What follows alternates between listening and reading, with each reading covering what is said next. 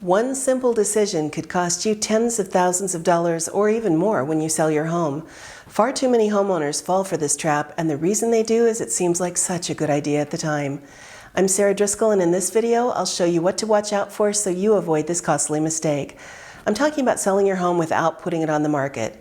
Selling privately means you don't have the benefit of a bidding war to drive your price up.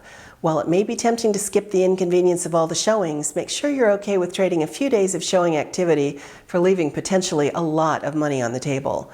But what about the realtor fees, you ask? Granted, brokerage fees come right off your bottom line, but a good realtor can usually cover their fee and more with the increased sale price you get.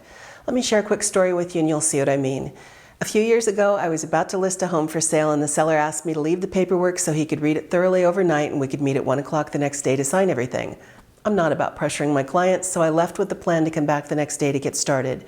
At 11 the next morning, the seller called to say an agent had heard he was selling, knocked on the door, and offered to pay $650,000 for the home. No realtor fees, totally as is, no fuss, no muss. The recent sales in the neighborhood showed $650,000 to be a pretty reasonable price, and in fact, we had intended to list the home with a range price of $600,000 to $700,000 and an expectation of selling in the mid to high sixes. So while I privately thought we could probably sell it for enough to give him a profit over that offer, I couldn't prove it, and what do you say at that point, right?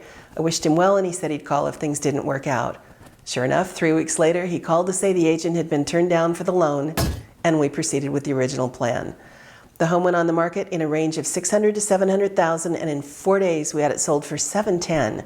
That's $60,000 more than what sounded like a pretty good offer with no brokerage fees.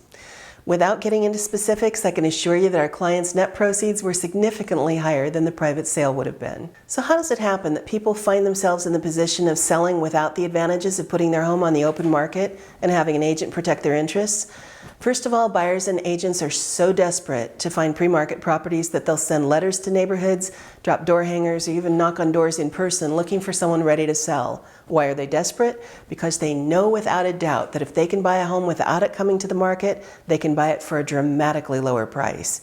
And you guessed it, many or most of these letters are simply a way for an agent to try to get a listing. The buyer they supposedly represent doesn't even exist. And sometimes an agent who really is representing a buyer convinces the seller to pay them a reduced fee for putting the sale together and only representing the buyer. The huge problem for the seller with this arrangement, of course, is that they're paying an agent whose fiduciary duty is to the other party, and their job is to keep the sale price as low as possible. I'll just leave it at that. Another way this happens is in casual conversations. Someone tells a friend or neighbor that they're going to sell their home. I recently listed a home for a client who told me he was certain the buyer would come from his neighborhood, possibly even his own block. The neighborhood is hugely popular and the residents like to have their friends and family live close by. As it happens, the buyer did come from the neighborhood, so the seller was right. He shared with me that a price of around $1 million would meet his needs. Recent sales supported that ballpark, and we listed in a range of $950,000 to $1,050,000. We were flooded with showing requests, and after one very intense weekend, we sold the home for $1,120,000. The bidding war of competing offers drove the price $120,000 over the number that would have met the seller's needs. Again, the sale price we were able to generate by exposing the property to the marketplace far surpassed the cost of our services. But what would have happened if the seller had casually mentioned to a neighbor that he was planning to sell? He knew there would be interest from neighbors, so it's easy to imagine he might have talked with someone in that area about his plans to sell.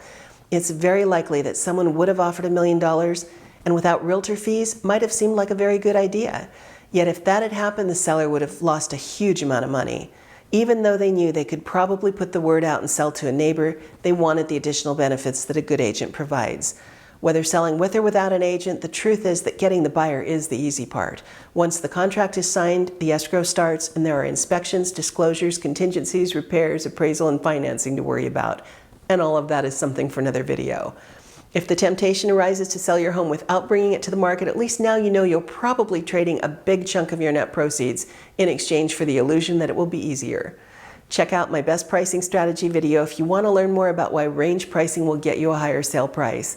Please hit that like button and I'll see you in the next one. Thanks for watching.